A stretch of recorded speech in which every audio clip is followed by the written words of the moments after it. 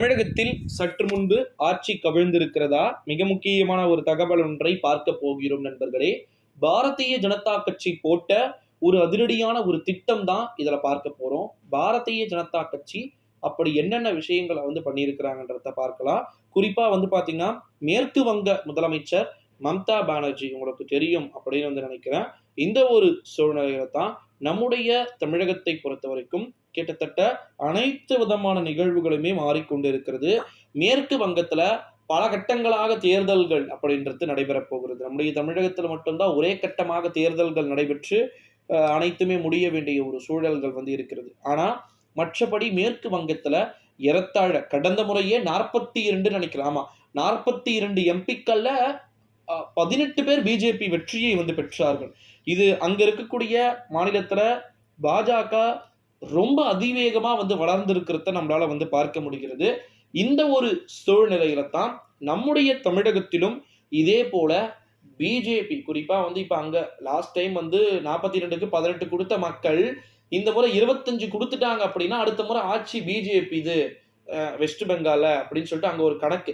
என்னதான் அங்க மக்கள் 42க்கு 18 கொடுத்தாலும் கடந்த முறை சட்டமன்ற தேர்தல்ல மீண்டும் 3வது முறையாக மம்தா பானர்ஜியையே அந்த மாநிலத்தில் இருக்கக்கூடிய மக்கள் தேர்ந்தெடுத்தாங்க.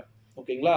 இந்த ஒரு சூழ்நிலையில தான் ஒட்டு மொத்தமாகவே 2024ஆம் ஆண்டு நாடாளுமன்றத்துடைய தேர்தலில் பாத்தீங்கன்னா பிஜேபிக்கு கவிழ வேண்டிய ஒரு சூழல்கள் ஏற்படலாம் அப்படின்னு சொல்லிட்டு ஏற்படுகிறது.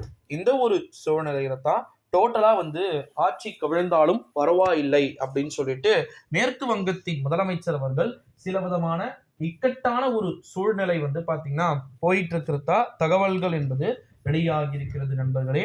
இந்த ஒரு சூழ்நிலையிலே 2024ஆம் ஆண்டு நாடாளுமன்றத்துடைய தேர்தலுடைய முடிவுகள்ல ஒருவேளை பிஜேபி அங்க 42க்கு 30 சீட்டு கூட பீக்ல போறதுக்கு வாய்ப்பு இருக்கு. அவ்வளவு போயிட்டாங்கன்னா அடுத்த முறை அவங்கள மக்களை மேற்கு வங்கத்தில் இருக்கக்கூடிய மக்கள் ஆட்சியை கவிழ்க்கிறதுக்கு பிளானை போட்டுருவாங்க. பிஜேபி அங்க பிளான் போட்டுக்கிட்டு இருக்கிறாங்க.